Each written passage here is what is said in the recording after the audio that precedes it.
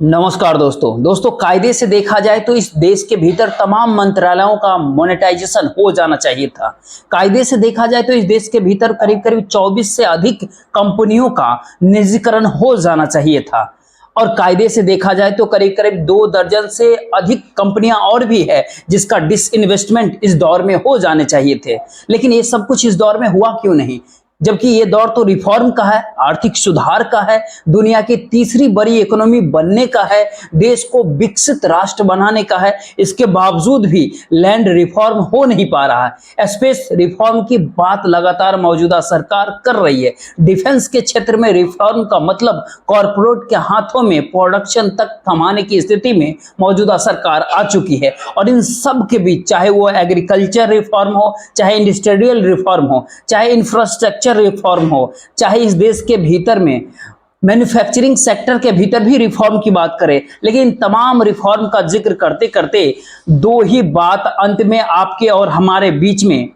बचती है। तो ज्यादा लोगों तक शेयर कर दीजिएगा, वीडियो को लाइक कर लीजिएगा, चैनल को सब्सक्राइब। दरअसल रिफॉर्म का मतलब इस भारत देश के भीतर आम लोगों की भागीदारी बिल्कुल भी नहीं। इस देश के भीतर कॉर्पोरेट की भागीदारी और सरकार की नीतियां, उनकी पॉलिसियां, और कॉर्पोरेट के भीतर अगर ये सवाल धीरे धीरे अब बड़ा होने लगा है कि अगर इसी तरीके से इस देश के भीतर सरकार चलती रही, जिन सारे बातों का जिक्र चुनाव से ठीक पहले होता था, अब उन बातों का कोई जिक्र इस दौर में करता नहीं है। और यहां तक बात अब निकल आ गई हो कि अगर मुंबई के ऊपर, महाराष्ट्र के ऊपर भारतीय जनता पार्टी का कब्जा नहीं रहा तो फिर क्या होगा। तमाम कॉर्पोरेट के हेडक्वार्टर इस दौर में कहीं मॉरिशस के अंदर है, तो कहीं दुबई के अंदर है, कहीं दुनिया के दूसरे अलग अलग देशों में है, लेकिन मुंबई सभी का ठौर ठिकाना है। अब मुंबई का मतलब इस भारत देश की आर्थिक राजधानी भर नहीं है, बल्कि ये कहे कि इस भारत देश में राजनीति को चलाने के लिए, सियासत को चलाने के लिए जो पैसा चाहिए, वो पैसा मुंबई के रास्ते से चलकर मौजूदा सत्ता के पास बीते 10 सालों में कितना पहुंचा है। और इस दौर में रिफॉर्म के नाम पर, प्राइवेटाइजेशन के नाम पर, मोनेटाइजेशन के नाम पर जो लाखों करोड़ों रुपया का खेल इस दौर में जो बीते 10 साल में हो गया, क्या अब महाराष्ट्र चुनाव से ठीक पहले महाराष्ट्र चुनाव को लेकर के धड़कनें कॉर्पोरेट की कहीं ज्यादा बढ़ तो नहीं गई है? और जो एनडीए गठबंधन के भीतर की नए सहयोगी निकल करके साथ जुड़े,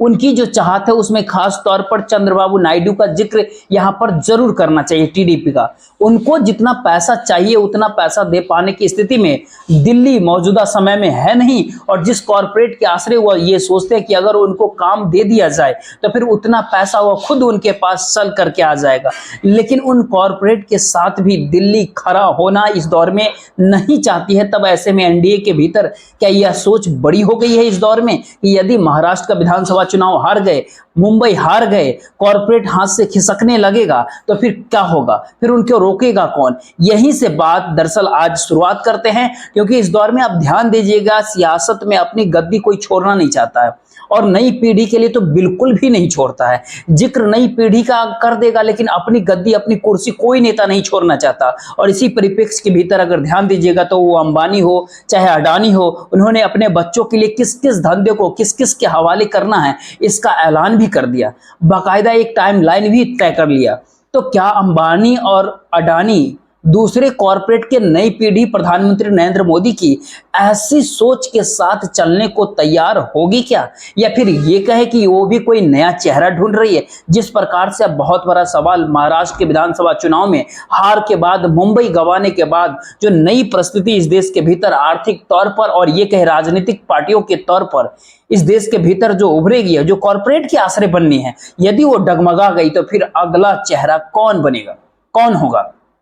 ये सोच और समझ शायद इस दौर में किसी दूसरे के हाथों में अपनी गद्दी को सौंपने की तैयारी क्या हो सकती है इस दौर में? दरअसल सारी सुई अटक गई है महाराष्ट्र के विधानसभा चुनाव को लेकर, जहां की राजनीतिक जमीन बहुत साफ तौर पर कह रही है कि भारतीय जनता पार्टी के लिए वहां पर 50 सीट जीत पाना भी इस दौर में काफी मुश्किल हो चला है महाराष्ट्र के विधानसभा चुनाव में। तो ऐसे में एनडीए कितना सीट जीत पाएगी, इसमें 100 की आंकड़ा भी काफी दूर की खेल लग रही है। और ऐसे में जिस राज्य के भीतर जिस राजनीतिक सत्ता की सत्ता काबिज होती है, उसके हिसाब से तो उस राज्य के कॉर्पोरेट को चलना ही पड़ेगा। और ये कह के मुंबई की पहचान क्या है? मुंबई की पहचान तो इस भारत देश के जीडीपी में 6% की हिस्सेदारी है। कहीं 6.5-7% तक आप ये बोल सकते हैं। जो इंडस्ट्रियल आउटपुट होता है वो करीब करीब 25% मुंबई से जुड़ा हुआ है। जो समुद्री रास्ते से व्यापार इस देश के भीतर होता है वो अभी करीब करीब 60% के आसपास मुंबई से ही जुड़ा होता है। जो कैपिटल ट्रांजैक्शन जो इस देश से होता है, इंडिया से होता है, वो करीब 70% मुंबई से ही होता है। इस दौर में जितने भी कॉर्पोरेट मल्टीनेशनल कंपनी हो, बड़ी बड़ी कंपनियां हो, या इस देश के कॉर्पोरेट के आश्रय यदि उनके हेडक्वार्टर को आप ढूंढेंगे, टटोलेंगे, चाहे वो गुजरात के ही क्यों ना हो या महाराष्ट्र के क्यों ना हो, देश के top most 20 Gujarati corporate houses जो है उनके भी हेडक्वार्टर मुंबई के भीतर है। 20% सेंट्रल एक्साइज मुंबई से ही इस देश के भीतर इकट्ठा किया जाता है। जो टैक्स कलेक्शन होता है, जो फॉरेन ट्रेड होता है, वो करीब करीब 40% मुंबई के जरिए होता है। कॉर्पोरेट टैक्स की वसूली जो भारत देश भर के पूरे तमाम क्षेत्रों से होती है, उसमें करीब करीब 12-13 हजार करोड़ रुपए केवल मुंबई से ही इकट्ठा किए जाते हैं। शेयर बाजार, शेयर मार्केट का तो कहना ही क्या है। यानी एक ऐसी नगरी के ऊपर कब्जा जिस राजनीतिक पार्टी का होगा, उस नगरी के भीतर अपने नेटवर्थ और अपने पूंजी और अपने धंधे को लेकर के वारे न्यारे करने वाले तमाम राजनीतिक पार्टी को कैसे उस राजनीतिक के साथ नहीं खड़े होंगे जिस राजनीति के साथ खड़े होने से अब तक दिल्ली ने उनको रोक रखा है। जी हां, और शायद यही सबसे बड़ा सवाल मौजूदा वक्त में हो चला है भारतीय जनता पार्टी के भीतर, हो या फिर ना हो, लेकिन मोदी और शाह के भीतर, नरेंद्र मोदी और शाह के भीतर महाराष्ट्र के विधानसभा चुनाव को लेकर यह सबसे बड़ा सवाल है। और ये सवाल कहीं ना कहीं चंद्रबाबू नायडू के भीतर भी है, और बिहार के सुशासन बाबू कहे जाने वाले नीतीश कुमार भी अब इस बारीकी को समझने लगे हैं कि आखिरकार पैसा ही सब कुछ है। यानी ये कहे कि सियासी ताकत उस पूंजी से जुड़ी हुई है जहां पर कॉर्पोरेट साथ खड़ा होगा, और जिसके साथ खड़ा होगा कॉर्पोरेट इधर उधर न जाए, इसकी पूरी व्यवस्था नरेंद्र मोदी सरकार ने अपने दौर में किया है। तो आज ऐसे ऐसे पन्नों को पलटने की जरूरत है जहां पर साफ साफ तस्वीर इस भारत देश की बदलती हुई राजनीति, या फिर ये कहे कि दिल्ली की सत्ता को लेकर के उठते हुए सवाल जो महाराष्ट्र के विधानसभा चुनाव के बाद जो सवाल खड़े होंगे, इस बात की गारंटी है। और ये होने वाली तस्वीर कॉर्पोरेट से निकलेगी, इसकी भी कहीं ना कहीं गारंटी होगी। और कहीं ना कहीं कॉर्पोरेट के पूंजी इस देश में किसी की भी सत्ता, कोई भी पॉलिटिकल पार्टी या कोई भी चेहरा दिल्ली की गद्दी पे बैठे, उसके पीछे वो खड़ी नजर आएगी। और उस चेहरे या फिर उस गद्दी को लेकर के कॉर्पोरेट उसके चाबी अपने पास हमेशा से रखती रहती है। आज लगता है शुरुआत तो शेयर मार्केट से कर देना चाहिए, शेयर बाजार से, क्योंकि शेयर मार्केट को लेकर के राहुल गांधी, उनका बयान हो या फिर कहे उनका चौंकना हो, जो खेल कॉर्पोरेट के जरिए शेयर मार्केट के भीतर हुआ, और सरकारी कंपनियों के जरिए जो शेयर मार्केट के भीतर जो खेल हुआ, और लाखों करोड़ों रुपए का खेल एक दिन में महज 24 घंटों के भीतर खेल हो गया, तो उतना सारा पैसा कहां गया? उस पैसे के ऊपर किसकी पकड़ है? वो पैसा राजनीतिक तौर पर चलता है या पॉलिटिक्स उस पैसे के आधार पर आने वाले समय में पॉलिसी बनाती है? यानी ये कहे कि इन्हीं पैसों के आधार पर इस भारत देश के भीतर 6 लाख करोड़ रुपया का मोनेटाइजेशन था, एक रास्ता बनाया गया था निजीकरण और मोनेटाइजेशन को लेकर के, जो लाखों करोड़ों रुपया का खेल खुले तौर पर था। सरकार और फाइनेंस मिनिस्ट्री खुद कह रही थी हम ये करेंगे, हम इस मंत्रालय का ये बेचेंगे। उसके भीतर सड़कें भी थी, पुल भी था, इस देश का इंफ्रास्ट्रक्चर था, उसमें लाइन भी थी, उसमें एयरपोर्ट थे, पोर्ट भी थे, पावर सेक्टर था, कम्युनिकेशन था, माइन भी था, सब कुछ उसके भीतर समा गया था। इस दौर में अब सब कुछ रोक गया है, या फिर अंदरूनी तौर पर ये सारे खेल चल रहा है। इसको जरा शेयर मार्केट को से इस बात को समझने की जरूरत है। अब ध्यान दीजिए, 2017 के भीतर मई का वो महीना था जब $2 ट्रिलियन मार्केट कैप था, यानी करीब करीब 166 लाख करोड़ पैसे का मार्केट कैप होता था। महज 4 साल बाद वो 1 ट्रिलियन बढ़ता है, और 2021 के मई के महीने आते आते ये 2 से 3 ट्रिलियन होता है, यानी 249 लाख करोड़ रुपए के आसपास। उसके बाद जो 4 साल लगे, उसके बाद 2 ही साल में, 21 से 23 में, 2 साल के भीतर ही खेल हो जाता है, और 2 ही साल के भीतर ये $4 ट्रिलियन हो जाता है, यानी 333 लाख करोड़ के आसपास। ये नवंबर 2023 के भीतर होता है। पहले राउंड में बढ़ा, 4 साल लगे, दूसरे राउंड में बढ़ा तो 2 साल लगे, और तीसरे राउंड में केवल 1 वर्ष से भी महज कम का समय लगता है। नवंबर 2023 से मई 2024 आते आते शेयर मार्केट $5 ट्रिलियन उसका मार्केट कैप होता है, यानी 416 लाख करोड़ महज 4 से 5-6 महीने में बढ़ जाता है। और आज जब आपसे हम बात ये कर रहे हैं, तो 2024 के मई के महीने से अगर आज तक की बात करें तो मई के बाद जून, जुलाई, अगस्त, महज 3 महीने का समय बीता है। सही मायने में देखिए तो महज 3 महीने के भीतर एक साल के चौथाई भाग, उसमें मार्केट कैप करीब करीब 50 लाख करोड़ रुपया और बढ़ गया और इस समय करीब करीब वो 462 लाख करोड़ हो चला है। यानी इस गति से शेयर मार्केट का पैसा बढ़ना और उसके भीतर जो तमाम कॉरपोरेट हैं उनकी नेटवर्थ को भी समझिए, जैसे रिलायंस हो जाता है 20 लाख करोड़, जियो अलग होता है, रिलायंस अलग होता है, वो जियो 2 लाख करोड़ का अलग होता है। इसी तरह से अडानी के अलग अलग कंपनियां हैं, लेकिन Adani enterprises, Adani green, Adani power, Adani energy, Adani port, Ambuja cement, सबको इकट्ठा कर दीजिएगा तो ये करीब करीब 15 लाख करोड़ पार कर जाएगा। ये इनकी नेटवर्थ और उसकी ताकत है। और यहाँ पर एक सवाल तो कोई भी कर सकता है कि इस देश की आम जनता की ताकत जिस एसबीआई के भीतर है, जिस एलआईसी के अंदर होता है, जिस पीएसयू के अंदर, ओएसएस के अंदर होता है, एनटीपीसी की ताकत होती है, कोल इंडिया की ताकत होती है, इन सारे तमाम जगहों का जब आपसे नाम ले रहे हैं, एसबीआई, एलआईसी, कोल इंडिया, तमाम एनटीपीसी, तमाम सारी चीज, इसके भीतर काम करने वाले जो लोग हैं, जो सरकारी कर्मचारी के तौर पे कहिए या फिर सरकारी कॉन्ट्रैक्ट के तौर पे काम कर रहे हो या मजदूर के तौर पे, इनकी जो संख्या होती है वो अंबानीज और अडानीज की तमाम सारे कंपनियों के भीतर काम करने वाले लोगों की तुलना में, जी हां, करीब करीब 50 गुना ज्यादा। ये इस भारत देश का सच्चाई है। और इन तमाम जगहों का जिनका नाम लिया, उसका जो पूरा मार्केट कैप होता है वो करीब करीब 24-25 लाख करोड़ के आसपास की होती है। तो ये आपके मन में सवाल आना चाहिए कि इस भारत देश के भीतर की इकोनॉमी उस कॉर्पोरेट के आश्रय कैसे चलती है, जिस और कॉर्पोरेट को ऐसा लगने लगा है अब इस दौर में कि यदि महाराष्ट्र के राजनीतिक में अगर भारतीय जनता पार्टी हारती है या फिर नरेंद्र मोदी और शाह की सियासत जो शिवसेना को बीच में से काट गई, जो एनसीपी को बीच में से तोड़ गई, उसके बावजूद भी सत्ता दिल्ली के पास रहे और इसकी पूरी प्रक्रिया के भीतर राज्यपाल ने खुले तौर पर महाराष्ट्र के भीतर गैर संवैधानिक, गैर कानूनी काम किया, जो सुप्रीम कोर्ट ने इसके ऊपर मुहर तक लगा दी। लेकिन सवाल उठता है कि सुप्रीम कोर्ट यह कह नहीं सका कि राज्यपाल ने गैर कानूनी काम किया है तो मुख्यमंत्री पुराना बनना चाहिए। उद्धव ठाकरे थे, एक टेक्निकल एस्पेक्ट उस दिन उन्होंने फंसा दिया कि इस्तीफा क्यों दिया। आप बखूबी सोच सकते हैं दुनिया के किसी भी देश के भीतर, किसी भी राज्य के भीतर ऐसी परिस्थिति नहीं होती है और इस भारत देश के भीतर दूसरे राज्य में भी ऐसा नहीं होता है, लेकिन केवल महाराष्ट्र के भीतर ही क्यों और मुंबई में ही क्यों, यहीं से असल सवाल शुरू होता है। तो इस दौर में ध्यान देने वाली बात है, मुंबई यानी बीएमसी के चुनाव के भीतर करीब करीब 2.5 साल की देरी हो गई है। जब 2.5 वर्षों का जिक्र कर रहे हैं तो आज इसके ऊपर जब आप इस पे गहन अध्ययन करने के बावजूद आपको पता चलेगा जो बीएमसी का बजट होता है मुंबई का, वो बजट 5 साल के लिए आती है, तो हर साल एक एक बजट करके चलती है, लेकिन उस सब के बावजूद भी साल दर साल बजट से काम नहीं चलता है। तो बीएमसी के भीतर इसीलिए 5 साल का जो चुनाव होता है, इलेक्शन होता है, अगर 2012 के चुनाव के भीतर यदि देखिएगा तो करीब शिवसेना 75 सीट जीती, बीजेपी 31 सीट जीती, कुल यहाँ पे 227 है, यहाँ 114 में सरकार बन जाएगी। यहाँ पे बाएं दाएं करके इन्होंने अपना कब्जा बना लिया।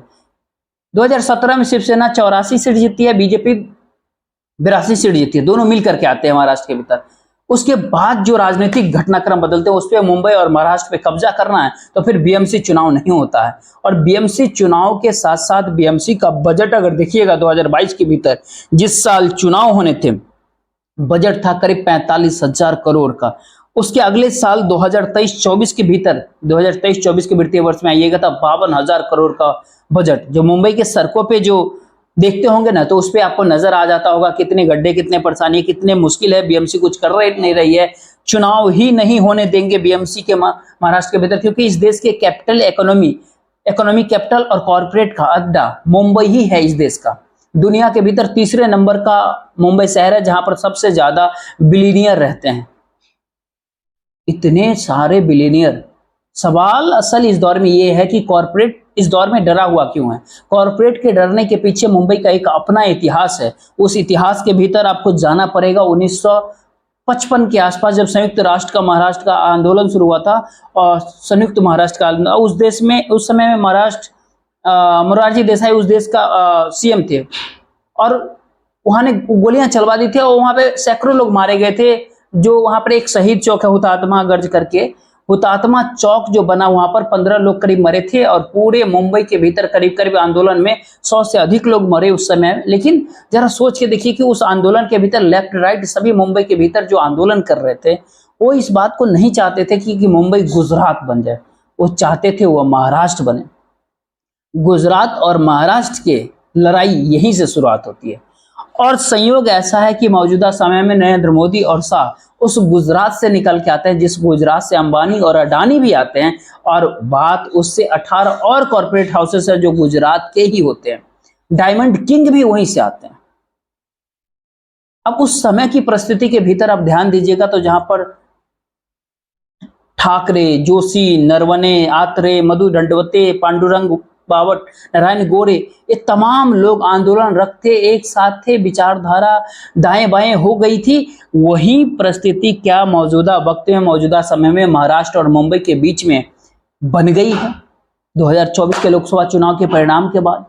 क्योंकि महाराष्ट्र और मुंबई के भीतर एक सवाल गुजरातियों को लेकर के जरूर होता है, खासतौर पर अब जब उद्धव ठाकरे इस नब्ज को बार बार यह कह करके पिंच कर रहे हैं, दबा रहे हैं कि यहाँ के तमाम प्रोजेक्ट्स को भारत देश के प्रधानमंत्री नरेंद्र मोदी और देश के गृह मंत्री अमित शाह नहीं बल्कि एक है कि 2 गुजरातियों ने गुजरात भेज दिया जो कि मुंबई में प्रोजेक्ट आए थे, चुनाव के समय भेज दिया। तो क्या उस समय भी इस बात का एहसास हो गया था कि आने वाले समय में महाराष्ट्र के भीतर भारतीय जनता पार्टी का कब्जा नहीं रहेगा? कॉर्पोरेट की घबराहट यह है कि दुनिया का जो पूरा पैसा जो भारत के भीतर आता है वो करीब करीब जो 80% पैसा जो है वो मुंबई शहर के भीतर आता है और वहां से वो डाइवर्ट होता है। एक बात और इस दौर में समझने वाली बात है कि इस भारत देश के भीतर विदेशी पैसा जो इन्वेस्टमेंट के नाम पर अगर आ रहा है उसके भीतर आपको उत्तर प्रदेश जाता हुआ पैसा आपको शायद न जाता हुआ दिखाई दे, क्योंकि उत्तर प्रदेश का मुख्यमंत्री दिल्ली के अनुकूल नहीं है। उस पैसा का इन्वेस्टमेंट महाराष्ट्र के भीतर भी कम हो रहा है, क्योंकि महाराष्ट्र की राजनीति को संभाले हुए एकनाथ शिंदे के आसरे भारतीय जनता पार्टी राजनीति साध नहीं सकती है। और इस पूरे प्रक्रिया के भीतर अगर आप झांक कर देखेंगे तो चंद्रबाबू नायडू और बिहार के सुशासन बाबू कहे जाने वाले नीतीश कुमार के आश्रय जो दिल्ली की सरकार टिकी हुई है, इन्होंने अपने लिए जो मांग किया था जो कि हमें ये चाहिए वो तो कह तो दिया गया, लेकिन इन दोनों को कुछ मिला नहीं, कुछ दिया नहीं गया। तो इनके भी अपने कॉर्पोरेट के साथ रिश्ते हैं या फिर हर सरकार की कॉर्पोरेट के साथ रिश्ते होते हैं। उन रिश्तों के आश्रय ये लोग चाहते हैं कि उनके करीबी कॉर्पोरेट को इस दौर में तमाम सारी प्राइवेटाइजेशन का हो या मोनेटाइजेशन का हो या पॉलिसीगत तरीके से हो, जो फैसले लिए जा रहे हैं उनके अनुकूल हो, उन कंपनियों के अनुकूल हो, लेकिन सब कुछ इस दौर में ठप पड़ गया है, रुका हुआ है। हर कोई को इंतजार है कि महाराष्ट्र का विधानसभा चुनाव के लेकर के उस चुनाव के परिणाम निकलेगा क्या। और इस पूरे प्रक्रिया के भीतर जब बीएमसी का जिक्र कर रहे थे तो वहां पर एक बात और सबसे बड़ी बात है और इसको जानना जरूरी है, क्योंकि इसके बाद 2017 के बाद 2019 के लोकसभा चुनाव को अगर आप देखिएगा और वो 2024 के लोकसभा चुनाव 2019 से 2024 के लोकसभा चुनाव के प्रक्रिया के भीतर आइएगा तो भारतीय जनता पार्टी बीएमसी के चुनाव में जो पिछली बार 2017 के चुनाव में करीब 82 सीट जीत गई थी, अगर सिलसिलेवार तरीके से आंकड़ों के हिसाब से यदि इसको देखे समझे, जमीनी स्तर पे नहीं बल्कि आंकड़ों के लिहाज से देखे कॉन्स्टिट्यूएंसी वाइज, तो उसके भीतर भारतीय जनता पार्टी के पास केवल 32 सीटें आ सकती है। उस पिछले बार की तुलना में 50 सीटें कम हो सकती है। इससे बड़ी घबराहट विधानसभा चुनाव है जहां अपने बूते सत्ता में आने की स्थिति में है नहीं भारतीय जनता पार्टी या यूं कहें नरेंद्र मोदी। यहाँ पे एक बात और आपसे करना जरूरी है कि जब बाला साहब ठाकरे थे तो उन्होंने अपने एक स्थानीय लोक आधार समिति बनाई थी। उनका कहना यह था कि जो लोग यहाँ हैं, चाहे उसमें यूपी का भैया हो या फिर ये कहे कि एक समय जो कहते थे लुंगी को पुंगी बना देंगे, उसके भीतर दक्षिण भारत के भी क्यों ना हो, तो सबको मिलाकर के वो इस बात को समझ गए कि आने वाले समय की राजनीति में सबको साथ लेकर चलना है। तो फिर स्थानीय लोक समिति बनाई, उसके भीतर सेंधमारी करने के लिए एकनाथ शिंदे ने बहस शुरू किया। उस पहल का तरीका, चूंकि कि ये घटना आजकल की हो, जो भी कहिए कि जो गोविंदा होते हैं वो अलग अलग जगहों के ऊपर मोहल्ले दर मोहल्ले उनका क्लब होता है, उस क्लब के भीतर इस बार इनाम ज्यादा दे दिया जाता है और उस इनाम की शक्ल में उन्होंने कहा कि देखिए ये हमारे कल्चर से जुड़ा हुआ है। लेकिन वो कहीं सिंध मारने की कोशिश कर रहे हैं, तैयारी कर रहे हैं, लेकिन बात बन नहीं रही है, क्योंकि इस दौर में कॉर्पोरेट भी आप पैसा सरकार जो मौजूदा है वहां पर उनको नहीं देना चाहता है, वो चाहता है पैसा दिल्ली तक पहुंचे और दिल्ली से ही सारी चीजें चले। लेकिन दिल्ली यदि इस बात के ऊपर अटक गई है कि सियासत पैसा के आश्रय हो सकता है, जबकि शिवसेना टूट रही थी महाराष्ट्र के भीतर, तो सवाल केवल ईडीआई और सीबीआई का नहीं था, 25 से 50 करोड़ रुपए एकदम ओके का जिक्र हो रहा था उस दौर में। लेकिन खुले तौर पर शिवसेना ने इस बात का आरोप लगाया था। संजय राउत तो बाकायदा कह रहे थे कि देखिए 25 से 50 करोड़ रुपए बांटे गए हैं, तभी ये शिफ्ट हुए हैं। ये स्थिति देखिए झारखंड के भीतर आ गई, चंपई सोरेन वहां चले जा रहे हैं, 30 तारीख को ज्वाइन करेंगे। आखिर कैसे पैसे को लेकर के क्या कुछ खेल होता है, इसको लेकर के हेमंत सोरेन ने जिक्र कर दिया। उसके ऊपर हमारा आरोप नहीं है, लेकिन इस राजनीति के मद्देनजर सबसे बड़ी बात यह है, क्या ये मराठी और गुजराती की परिस्थिति में अब देश के जो कोर वोटर जो भारतीय जनता पार्टी के महाराष्ट्र के भीतर रहने वाला है, वह भी इस दौर में नहीं सट पा रहा है कि जब तक आप महाराष्ट्र की जमीन के ऊपर मराठी राजनीति को जगह नहीं दे पाएंगे और नरेंद्र मोदी और शाह के आश्रय अपनी पूरी बिसात को बिछाएंगे तो मुश्किल होगी। और इसके उलट असर क्या पड़ता है, भिवंडी का इलाका हो, मालीगांव का इलाका होता है, शिवसेना को वोट ज्यादा क्यों पड़ रहे हैं, क्यों जा रहा है? ये कौन सी परिस्थिति एक ही झटके में महाराष्ट्र के भीतर बदल गई? और इन सब के भीतर जो महाराष्ट्र की एकता को जोड़ने की जो परिस्थिति जो तिलक के बाल गंगाधर तिलक के दौर से जो रही थी, वो वर्तमान समय में कुलांचे मारने लगी। अब इस बात से सोच सकते हैं कि आखिर महाराष्ट्र के भीतर की परिस्थिति के भीतर लाल बादशाह की मजार वहां पर होती है, वहां पर सबसे बड़ी प्रतिमा गणेश जयंती के समय में बनती है, वहां पर स्थापित किए जाते हैं प्रतिमा को। ये यूनिटी को कहीं इसके भीतर सेंध तो नहीं कहीं लगाई जा रही है। और इसका असर ये होता है कि पहली बार महाराष्ट्र के भीतर की चुनाव को लेकर के देश के आम लोगों में गुस्सा है, इस बात को लेकर के गुस्सा है कि उन्होंने वहां के संस्कृति को, वहां के कल्चर को बांटा है, विभाजित किया है, तोड़ा है, वहां के कल्चर को डिस्टर्ब किया है और दोबारा से जो संयुक्त महाराष्ट्र का आंदोलन था उसकी यादों को ताजा कर दिया गया। क्या ऐसी परिस्थिति में भारतीय जनता पार्टी महाराष्ट्र की राजनीति के भीतर अपनी जमीन बरकरार रख पाएगी क्या? ये सारे सवाल मौजूदा वक्त में भी है और कॉर्पोरेट के भीतर भी है। कॉर्पोरेट की हकीकत को इस दौर में इस हिसाब से समझे कि वहां पे जितने भी बिलियनियर्स हैं उनके कुल पूंजी 960 बिलियन डॉलर यानी 80 लाख करोड़ की होती है, जो उनका अपना नेटवर्थ होता है। जाहिर है शेयर मार्केट के आश्रय आप इस बात को समझ पा रहे होंगे। लेकिन इस दौर में जो सरकार रिफॉर्म करने निकली, उस रिफॉर्म से कॉर्पोरेट को फायदा हुआ। उसके एक दो हिस्सों को आपको अगर बता दे तो आपके मन में बहुत सारी चीजें साफ हो जाएगी। मसलन सरकार बार बार जिक्र करती है नल से जल, सरकार बार बार जिक्र करती है नल से जल। 2019 में ऐलान किया गया था, इसका पूरा बजट था 3,60,000 करोड़ के। जान करके आपको हैरानी ना हो कि इस दौर में बोतल बंद पानी से जो बिजनेस की जो कमाई है इस भारत देश के भीतर में, वो करीब करीब 2.5-3 लाख करोड़ पार कर गई है। दुनिया भर के भीतर वो 30 लाख करोड़ पार कर चुकी है, भारत के भीतर वो करीब 2.5-3 लाख करोड़ के करीब मुनाफे में आ गई है। यानी ये कहे कि नल से जल का काम तो पूरा हुआ, और उसकी जब आप पूरी तमाम चीज खंगालिएगा तो आपको देखिएगा कि नल से जल में कहां कहां पर काम पूरा हुआ। गोवा जो सरकार का दस्तावेज कहता है, गोवा में पूरा हो गया, गुजरात में पूरा हो गया, हरियाणा में कहते हैं पूरा हो गया, पुदुचेरी में पूरा हो गया, दादर नगर हवेली में पूरा हो गया, दमन दीव में पूरा हो गया, अंडमान निकोबार में पूरा हो गया। नहीं साहब, उत्तर प्रदेश में नहीं हुआ, मध्य प्रदेश में नहीं हुआ, मध्य प्रदेश में नहीं हुआ, राजस्थान में नहीं हुआ, पश्चिम बंगाल में नहीं हुआ, छत्तीसगढ़ में नहीं हुआ, झारखंड में नहीं हुआ, कर्नाटक में नहीं हुआ। आखिर ये संदेश जो है अपने आप में बताने के लिए काफी है कि जो किसी प्रोजेक्ट का पैसा भी है वो आखिर कैसे एक प्राइवेट हाथों में जाए और उसके समानांतर इस बिजनेस खड़ा हो जाए इस देश के भीतर। क्योंकि ये national rural drinking water programme जो था उसको रीस्ट्रक्चर रीडिजाइन किया गया। इससे भी एक बात आगे बढ़ जाती है कि क्या इस दौर में रिफॉर्म का मतलब यही था? हमें तो रिफॉर्म का मतलब एक बात और साफ होती है कि इस भारत देश के भीतर जो रिफॉर्म होने थे वो तो हुए नहीं। एजुकेशन और मेडिकल के क्षेत्र में पूरी रिपोर्ट जब आप देखिएगा तो आप चौंक जाएंगे देख करके, और चौंकी नहीं, क्योंकि आप देख लीजिए कि अलग अलग फील्ड में अलग अलग क्षेत्रों के भीतर जो काम हो रहे थे वो केवल काम ना रुके, बल्कि ये पता चला जो कि एनईपी जो न्यू एजुकेशन पॉलिसी था जो 2020 में आई, उस एजुकेशन पॉलिसी के आने के बाद से इस भारत देश के भीतर औसतन फीस बढ़ोतरी करीब करीब 30 से 35% तक हो गई। जो हेल्थ इंफ्रास्ट्रक्चर है कोविड काल के बाद से किया गया, उसके भीतर इस भारत देश के भीतर इलाज कराना करीब करीब 39-40% तक एवरेज औसत बढ़ गया। यहाँ पर जब स्वास्थ्य का एजुकेशन का जो जिक्र कर रहे थे, यहाँ पे एक पीएम केयर्स आप देखिए, पीएम केयर्स आप ध्यान दीजिए इस दौर में, तो उसको अगर एक पल के लिए आप देख लीजिए, क्योंकि कोरोना काल के दौरान पीएम केयर्स फंड बनाया गया था। वहां पर कोई भी जानकारी नहीं है कि 12,000 करोड़ रुपया से ज्यादा का पैसा कहां गया, किसके पास चला गया, किस फंड में लगाया गया, क्योंकि उसका ऑडिट भी कोई नहीं कर सकता है, आरटीआई से जानकारी भी कोई नहीं निकाल सकता है। उसके भीतर पैसा देने वाले रिलायंस ने 500 करोड़ दिए थे, अडानी ने 100 करोड़ रुपए दिए थे, पेटीएम वाले ने 500 करोड़ रुपए दिए थे, जीएसडब्ल्यू ने 100 करोड़ रुपए दिए थे कॉर्पोरेट की, वहां पर भी लिस्ट होती है जिसका अड्डा मुंबई ही रहा, और वो सारे पैसा उस रूप में देते हैं, और ये सारा पैसा एक समय में मुंबई के ऊपर कब्जा करने वाले शिवसेना के पास चला जाता था। और इसीलिए प्रधानमंत्री नरेंद्र मोदी 2013-14 के भाषण में खुले तौर पर महाराष्ट्र के भीतर शिवसेना को वसूली पार्टी तक कह दिया था,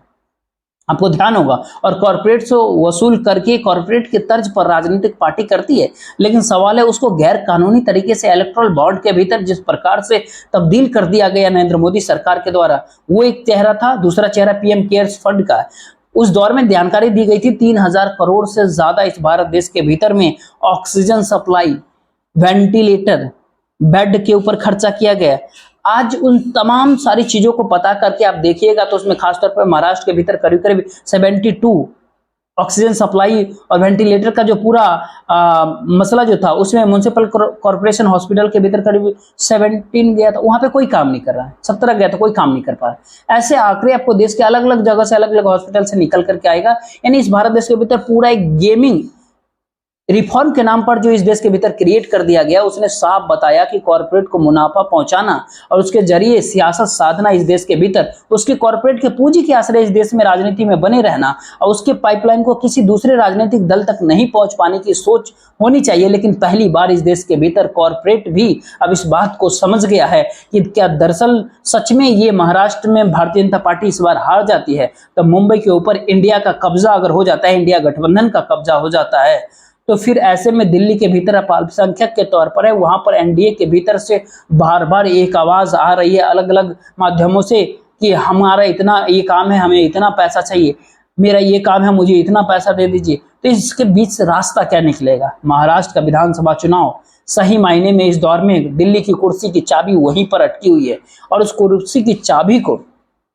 किसको दिया जाए, किसको सौंपा जाए, इस बात को लेकर के चिंतन मनन एनडीए गठबंधन के भीतर भी है और नरेंद्र मोदी और शाह के भीतर भी है, और यूं कहे कि संघ के भीतर भी है, क्योंकि संघ भी इस दौर में कॉर्पोरेट को समझ गया है और खास तौर पर जो संघ के करीबी है लेकिन भारतीय जनता पार्टी के भीतर उनको हाशिए पे ढकेल दिया गया, वो इस दौर में वह भी इस कॉर्पोरेट के साथ रिश्तों को निभाते रहते हैं। उसके भीतर भी महाराष्ट्र